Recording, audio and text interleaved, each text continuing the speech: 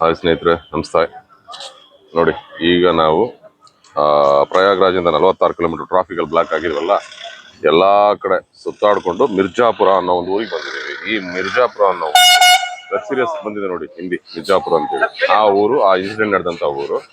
ಇಲ್ಲಿ ಬಂದಿದ್ದೀವಿ. ಈಗ ಮಿರ್ಜಾಪುರಿಂದ ನಾವು ಕಾಶಿಗೆ ಹೊರಡಬೇಕು, ಅಂದರೆ ಬನಾರಸ್. ಇಲ್ಲಿಂದ 65 to 70 ಕಿಲೋಮೀಟರ್ಸ್ ಇದೆ. ಅಲ್ಲಿ ಹೋಗ್ತಾ ಇದ್ದೀವಿ. ಬಸ್ಗೋಸ್ಕರ ವೆಯ್ಟ್ ಮಾಡ್ತಾ ಇದ್ದೀವಿ. ಎಲ್ಲರೂ ವೆಯ್ಟ್ ಮಾಡ್ತಾ ಇದ್ದೀವಿ. ಬನಾರಸ್ಗೆ ಹೋಗ್ಬೇಕು.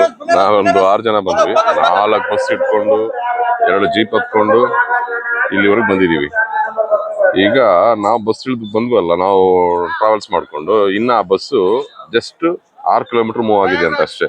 ಇನ್ನು 40 ಕಿಲೋಮೀಟರ್ ಅಲ್ಲೇ ಇದೆ ಬಸ್. ಸೊ ಈಗ ನಾವೇನು ಮಾಡ್ತೀವಿ, ಪ್ರಯಾಗ್ರಾಜ್ಗೆ ಹೋಗಿ ನಾವು ಕಾಶಿಗೆ ಹೋಗ್ಬೇಕಾಗಿತ್ತು. ಅದಕ್ಕೆ ನಾವು ಇಳಿದ್ಬಿಟ್ಟು ಆಫ್ ಏನಲ್ಲೇ ಬಂದ್ಬಿಟ್ವಿ. ಇಲ್ಲಿಂದ 65 ಕಿಲೋಮೀಟರ್ ಇದೆ ಮಿರ್ಜಾಪುರಿಂದ ಯಾವುದು ಬನಾರಸ್, ಅಲ್ಲಿಗೆ ಹೋಗ್ತೀವಿ. ಅಲ್ಲಿ ಹೋಗಿ ಇವತ್ತು ಸ್ಟೇ ಮಾಡಿ ನಾಳೆ ಫ್ರೆಶ್ ಅಪ್ ಆಗ್ಬಿಟ್ಟು ದೇವಸ್ಥಾನ ದರ್ಶನ ಎಲ್ಲ ಮಾಡಿಕೊಂಡು ಗಂಗಾರತಿ ನೋಡಿಕೊಂಡು ಇಲ್ಲಿಂದ ಅಯೋಧ್ಯೆಗೆ ಹೊರಡ್ತೀವಿ. Okay, thank you so much friends. Love you all.